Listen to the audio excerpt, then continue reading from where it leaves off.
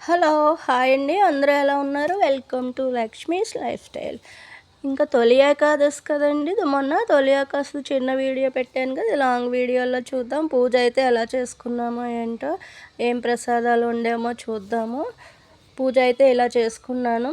గరుడ గమన తవ చరణ కమల విసమన సులసతు మమ నిత్యం మమతా సమ పాపమ మమ పా కురుదేవా మమతా పమ పాపమ పా కురుదేవ జలజనయన విధి విబుధి పరహరణ ముఖ పద పద్మ విబుధి విధు పద పద పద్మ పరమ మమతా సమతా మమతా పమ పా కురుదేవా సమతా మమ పా కురుదేవా అంటూ పూజ ముగించుకున్న తర్వాత స్వామివారికి ఉండ్రాళ్ళ పాయసం కాస్త పులిహోర చేసి నైవేద్యం పెట్టాను.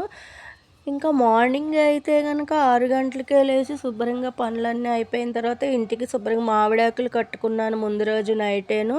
గుమ్మం ముందు ఈ కారిడారు ఇలా అంతా క్లీన్ చేసుకుని ముగ్గులు పెట్టుకున్నాను.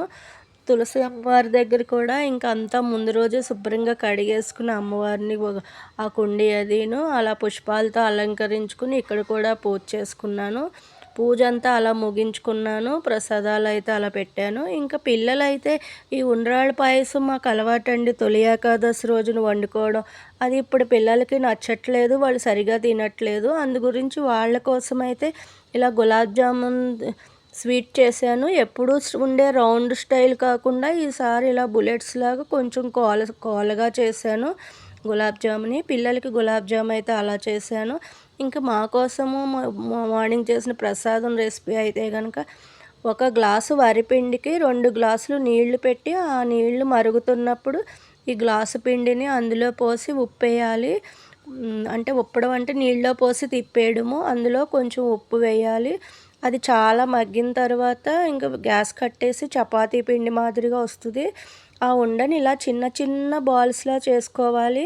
ఇదివరకు అయితే చిన్న శనగలు ఇలాగ చిన్న చిన్న ఏదో ఏమంటారు చిన్న శనగలు ఉంటాయి కదా, అలా సైజులో చేసేవాళ్ళం. ఇప్పుడు అంత ఓపిక లేక కాస్త గోళీల్లాగానే చేసాములేండి. ఆ చేసిన ఉండలకి ఎంత పిండి వేసామో అంతే బెల్లం వేసి అంతే నీళ్లు పోసి దాన్ని మరుగుతుంటుంటే బెల్లం పాకం వచ్చినప్పుడు ఈ ఉండలన్నీ తీసుకెళ్ళి అందులో వేసి బాగా ఉడకనిస్తే ఉండ్రాళ్ళ పాయసం అవుతుంది. ఇందులో కాస్త యాలక పొడి చల్లుకోవాలి. ఇదేనండి ఉండ్రాళ్ళ పాయసం అయితే. కొంతమంది పాల తాలికలు చేస్తారు. మా స్టైల్ అయితే ఉండ్రాళ్ళ పాయసమే అలవాటు. ప్రసాదం అయితే అలా రెసిపీ అలా అయింది. నైవేద్యం పెట్టేసి ఇంట్లో పనులు అయినాయి.